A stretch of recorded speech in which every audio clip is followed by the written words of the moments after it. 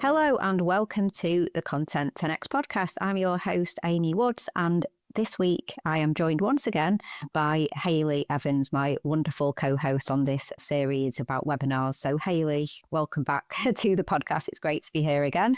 Love being on it. Thanks, Amy. We're really looking forward to this episode because it continues on from the webinar series that we have been running. It's like a bonus episode. We said there'd be 5, but it's actually a bonus 6 because we're going to be going through some of the key questions that we've been asked throughout this series. So if you haven't been following along, we've been digging deep into B2B webinars. It's been a really hot topic over on our other podcast, B2B Content Strategist. So we decided to really look into B2B webinars over here on the Content 10X podcast. So episodes 333 to 336 before this episode have all been about that. We've talked about the benefits of webinars. We did an episode on how to plan webinars and how to promote them, how to market them, and of course, how to repurpose and maximize and get the most from them. And soon we're going to have an interview with our friends over at Fidelity Investments to talk about how they handle webinars as well. So that's going to be really interesting, talking to an in-house marketing team about their view of webinars. But in this episode, we're going to be answering the top 5 most common webinar questions that are on topics that we've been covering through the series, but where we're just going a little bit deep on the things that we've been getting asked. And there were quite a lot to go through, weren't there, Hayley? So to whittle it down to these 5, I think we've done quite well. I think we've done pretty well. Yeah, we've been really happy to see that this series has just resonated with so many people and to hear all of your questions as well. So we're super, super happy. It was hard to pick really the top 5, wasn't it? Yeah. But we got there. And I think with Lauren and Steve's episode too, hopefully that goes into a little bit more insight because I'm sure they're going to be answering a lot of the questions within that episode as well. But yeah, thank you to everybody who's put in a question. And before we jump into those questions, just a little reminder to everyone that's been following along. And if you're joining us brand new to the show, then as Amy mentioned, this is part of a mini series. So have a look at the previous episodes that we've put out. But we've also got our B2B webinar planning playbook, which is full of step-by-step guidance. There's a really useful checklist for planning and running B2B webinars. It's so great to be complimentary towards the series that we're doing. Just head to content10x.com/webinar-guide to grab it. And we've had some great feedback on this playbook. So again, thank you to everybody that's sent a little note to us. So if anybody that you know or your team are doing webinars, grab a free copy, send it to a colleague, and we'll just make sure to pop the link in the show notes as well. Yeah, absolutely. Yeah, link in the show notes, content10x.com/webinar-guide. So do go grab that.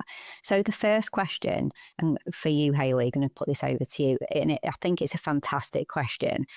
What if the tech goes wrong? Because we talked a lot about what you can do to try and prevent the tech from going wrong. I think we quite comprehensively talked about rehearsals and checking and things like that.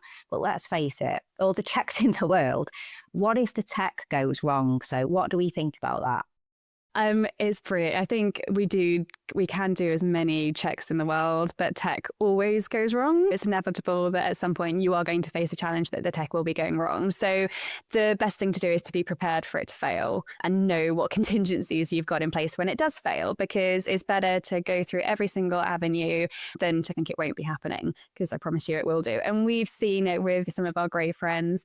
And actually what I'm going to do is we're going to pop in a little note actually from our wonderful friend Megan and at Folio, who joined us on the B2B Content Strategist podcast, which is our sister podcast, where they actually had a quite interesting backroom stream that accidentally went live during their webinar. So if you want to catch the full episode, it's on our season 3, episode 12, but I will just pop the little clip in now for you to listen to. I have one story about a mishap. It wasn't related to AI. It was pure old human error. So one thing I experienced recently, it was just a moment of terror during a live webinar. So the backstory is we had an outside guest speaker. I was really excited to have him on the webinar. He graciously gave his time to join us. We were using a different platform for webinars, Zoom events. Some might be more familiar with that tool. It's just a lot more powerful for live or hybrid virtual events. And we were testing it out to see if it would help us increase the production value of our webinars. But we're used to using the standard Zoom webinars tool. I've been using it for years. So Zoom events has this feature called the backstage, which is great because you can have multiple people talking to each other backstage, not interfering with what's going on the live stream. So we really tried to test it.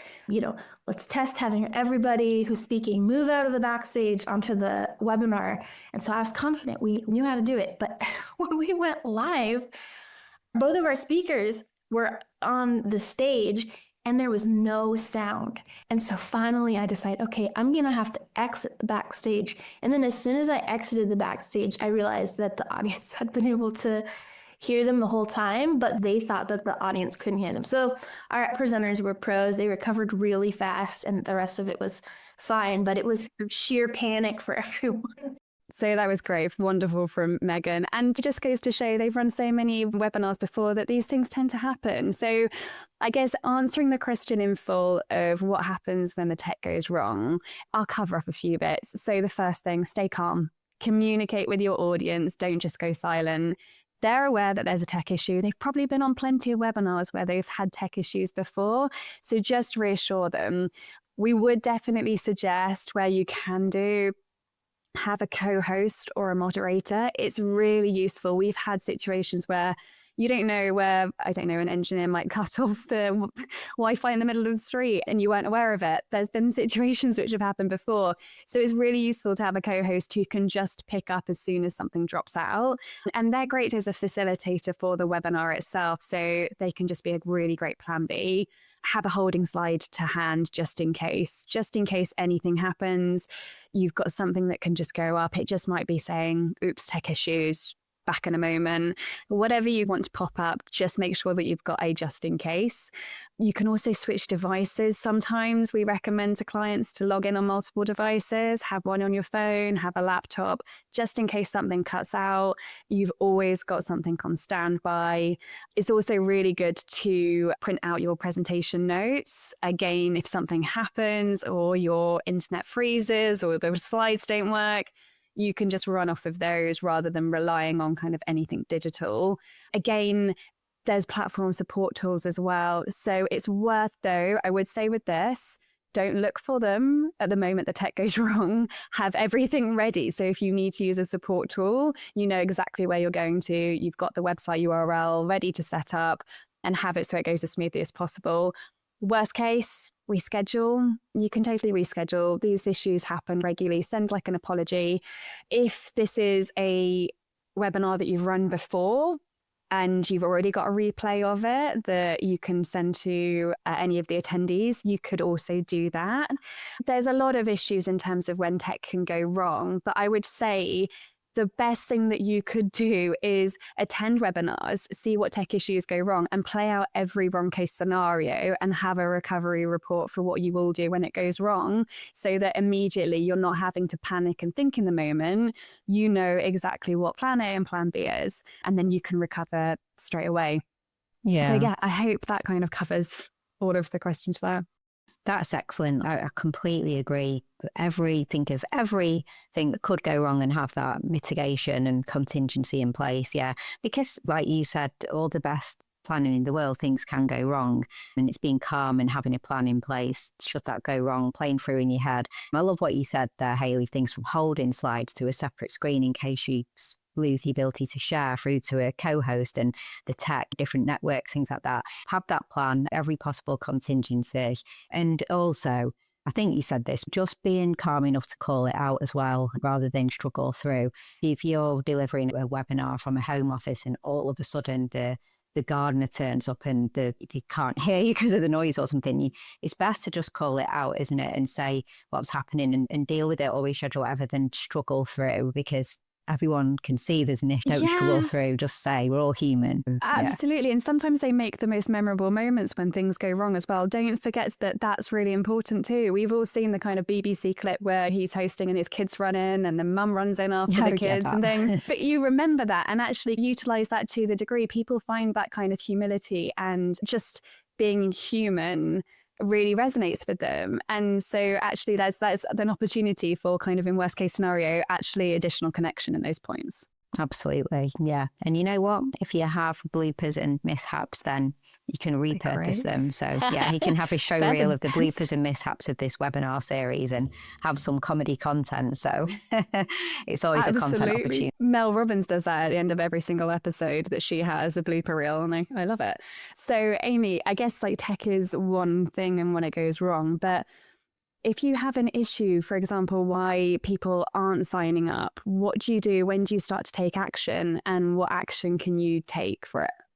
Yeah, and I get how this is a really common question, because you've done all the marketing and maybe it's 4 weeks out or something, and potentially every day you're going and having a little look to see who's signed up, and you can start to get worried. It might be that you really do expect to have more sign-ups by now, and it's now nearly a week and you wanted at least 50 people and there's only 12 that have signed up or something like that. So it's a really good question and a common issue. It can often be a symptom of maybe weak messaging that isn't resonating with the target audience for the webinar, so they don't see it as being useful and worth signing up and giving up their time. So maybe weak messaging or poor promotion, the content and the promotion related to the webinar just isn't getting in front of the right people as well. And so I think it's important to be, like I said, tracking the signups and having some target numbers in your timeline, thinking that by certain points in the run up to the webinar, you have an idea of how many people you would be hoping to be signing up, so that you know when those alarm bells are ringing and you have a clear idea of, if we don't get to hit these numbers, then these are some of the things that we could do to try and drive more signups. I'd really recommend going back and listening to our episode that we did on marketing and promoting a webinar as part of this series. So of course we'll link to it. It's not always too late to do things like slightly tweak the messaging. If the first couple of weeks you haven't had many signups and it's now like a week or so until the webinar, you can revisit the title and the tagline, of course, and the messaging overall, and maybe speak to your audience, speak to some people that you are close to in your audience that you've noticed haven't signed up, maybe people who regularly comment on LinkedIn posts and things like that, to send them a message and say, did you see that we were running this webinar? And actually, I thought you may have signed up and I just wondered if there was something that made you think it might not be suitable for you. So remember, you can actually speak to people. It's not always one-to-many, it can be one-to-one. And so trying to get some feedback, looking at things that you can change as well, trying some A/B testing as well. So I think from the onset, having some A/B testing around things like the emails that you're sending out to your email marketing to try and drum interest in the webinar, that can be dead useful. Go all in on the one that is getting the most people in, and no longer use the subject line that doesn't seem to be working, things like that. So of course, be doing that as well. And also, like sometimes what we've seen, certainly for ourselves, but also with our clients, is making sure that you're leaning in on the social proof side of things as well, in terms of who is involved in this webinar. So just check in, for example, if you are doing a webinar and you have industry experts, leaders, speakers who are involved, then making sure that you're shining a light on them, their audience and their credibility. And perhaps you need to get them to jump on camera and do a short video just saying, come and join me at this webinar as well. So I guess I'm suggesting additional marketing here, but maybe just looking at what part of the marketing funnel you didn't lean into in the original approach. And if it's a few weeks in and you're not getting the signups, maybe that's what you now need to lean into for the second part. So yeah, tough one, but you do have to take action. Have a point where you think, by this date, if it's not over this, these are the things we need to do. And I suppose it leans right what you were saying, Hayley, about if you have issues during the webinar, have the plan and the contingency. It's the same, isn't it? I suppose have the contingency. If we don't have signups at this date, we could do something different. And I completely agree. And if you're expecting to have a certain amount of signups, if you've run webinars in the past and all of a sudden you see this ridiculous drop off in signups as well, there could also be tech issues too. It could be a broken link in an email. It could be a incorrect form fill that's broken. If you're using third-party tools, they break all the time. So it's worth just checking those too, because you might have had people who tried to sign up to the webinar who can't. So if you're, for example, expecting 30 signups within the first 2 weeks and you've got none or 2 or very low numbers, go to, again, the kind of plan to fail.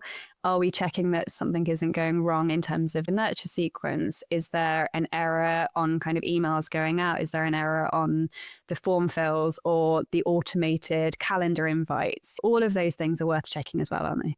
Yeah, absolutely. Yeah. I'm so glad you made that point, because it can be, everything can be right in the tech messing you up. So yeah, 100%. The next question is really interesting and leads nicely on, because we talked a lot about how you run the webinar and we talked about engagement, but we wanted to dig into it a little bit more. So this is a great one for you, Hayley.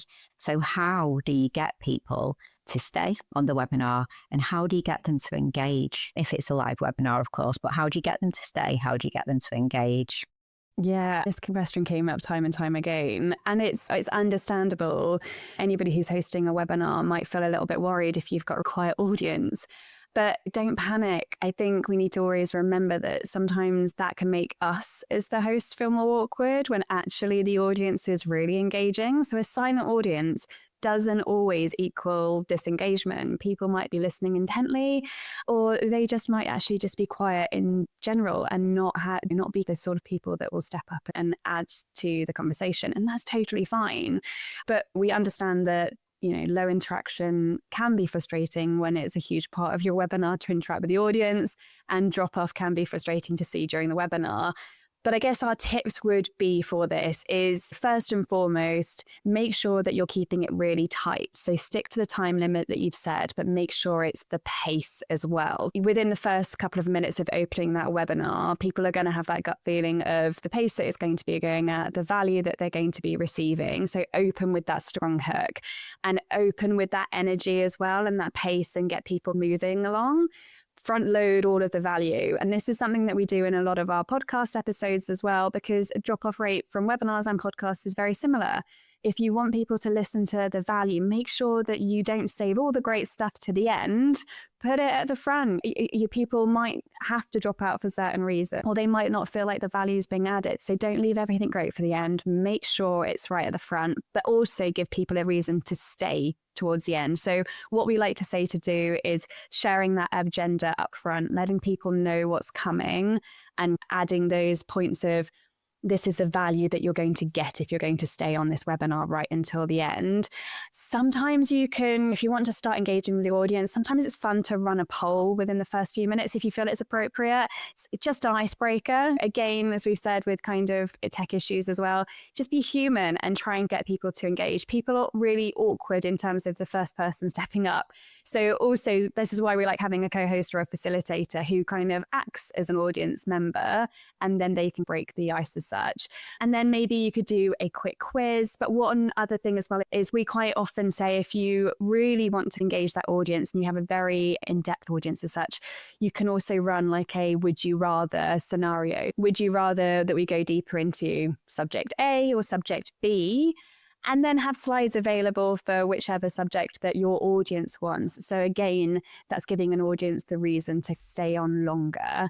And again, if you're doing FAQs, one of the things we've done FAQs so many times, Amy. Yeah. Tell people well in advance on email, even before you're running the webinar, that FAQs are going to be coming, because then people can get prepared. It's hard to think on the spot when you're trying to receive all this education and value, to be thinking of questions immediately on the spot. Sometimes people don't ask anything, and that's totally fine. In those situations, we do suggest actually you as a team will know your frequently asked questions, what questions your customers are asking, what questions people regularly get asked. Have those to hand. And again, have your facilitator or your co-host or another audience team member in the background asking those questions. Sometimes, again, one person asking a question encourages the rest of the audience to step up. And you could as well book a mystery guest for 5 minutes, tease that in the teasers as well, so people potentially know that something's going to be happening too. But I think most importantly, the things that we see as the issues for drop off usually comes down to the energy and the pace. So first and foremost, keep up the great energy, keep up the pace, make it chapter style, make it storytelling, make it engaging.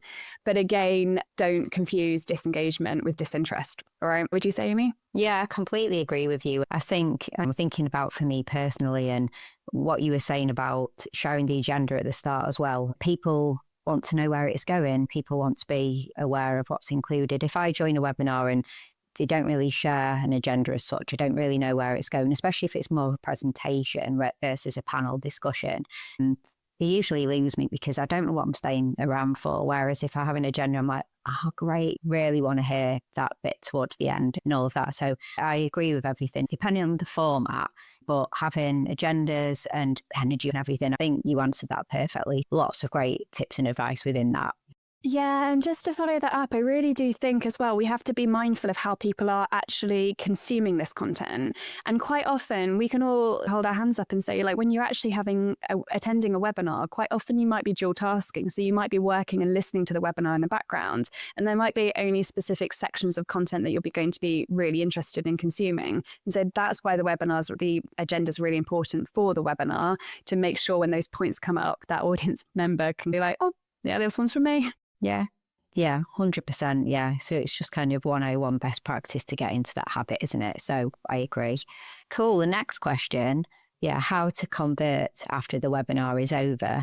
A very important question. And I guess I would say that you need to be really clear on what does convert mean for you as well. Where does this factor into the marketing funnel, so to speak? What do you want people to do as a result of attending this webinar?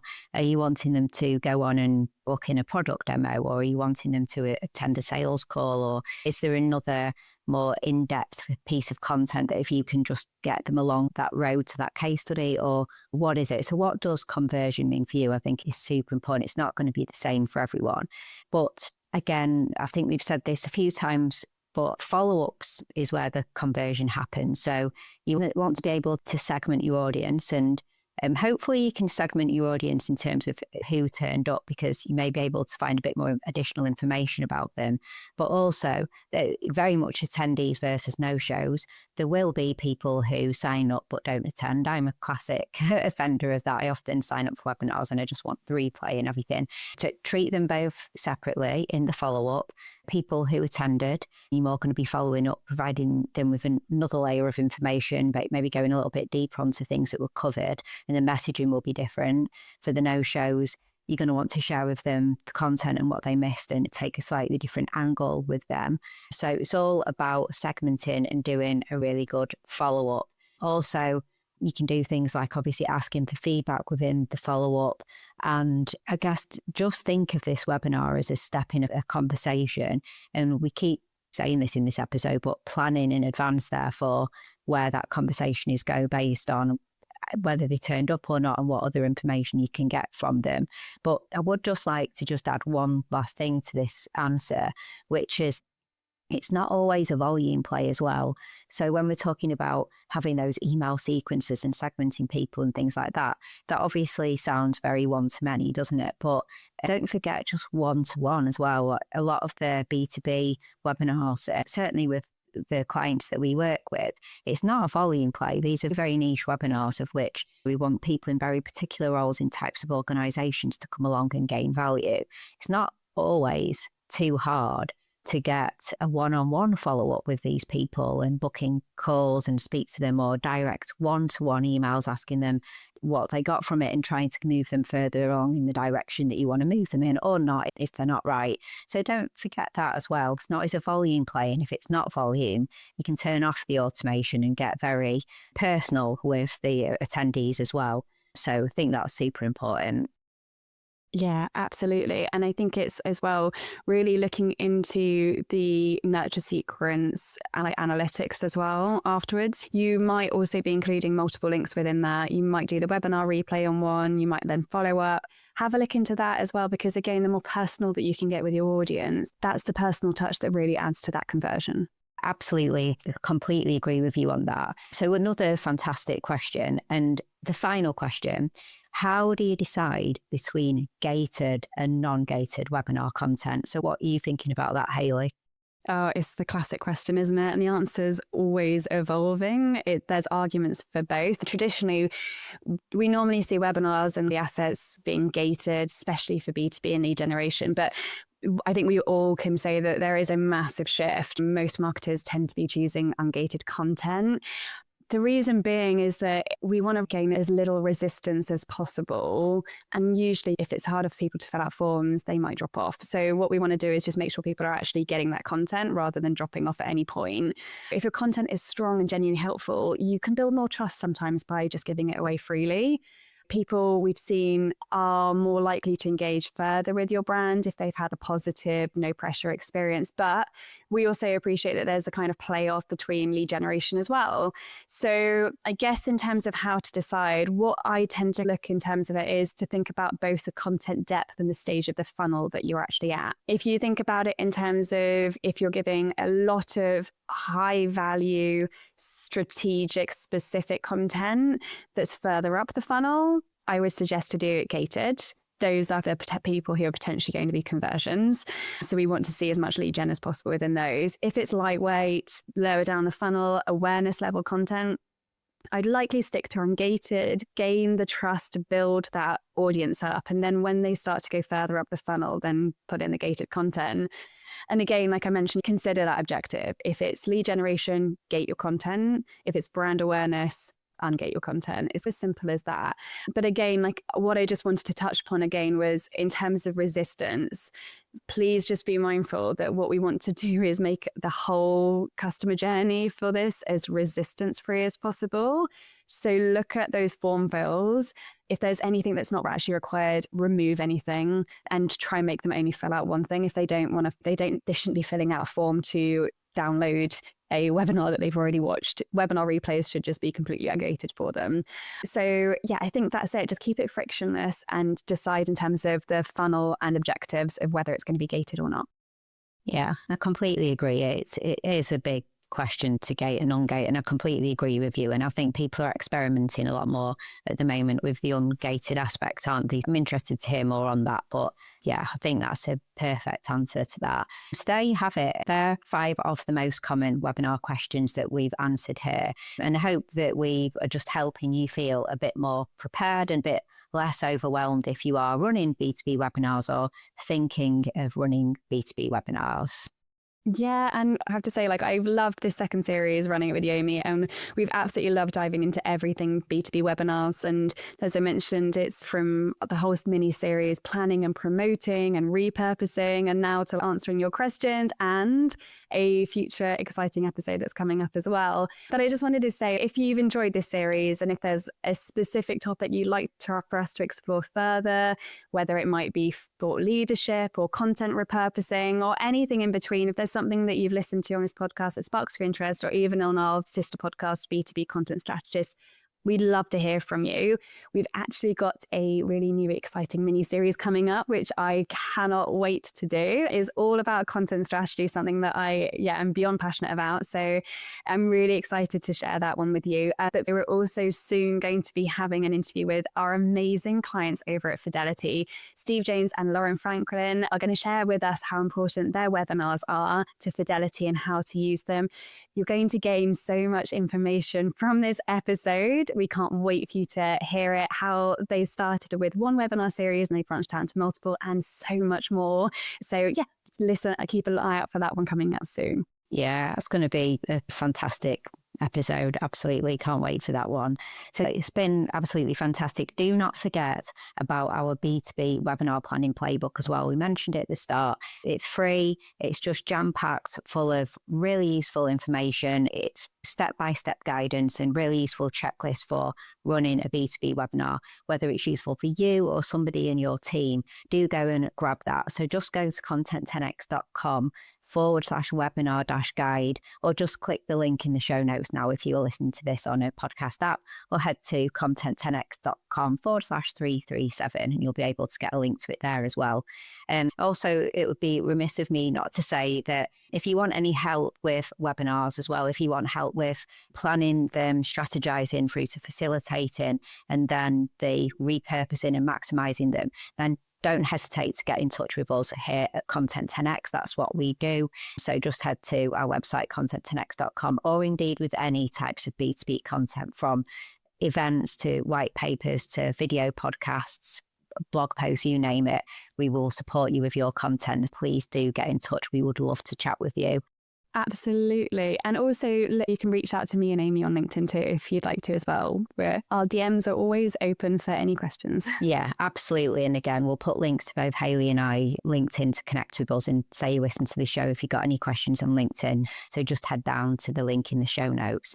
Thank you, Hayley. That's been fantastic. Like you were mentioning, can't wait to dig into the content strategy series, but that's a wrap for the B2B webinar series. So yeah, thanks for being such a great co-host, and thank you to everyone for listening as well. Oh, it's been amazing. And yeah, I can't wait for the next one. And say thanks everyone for listening.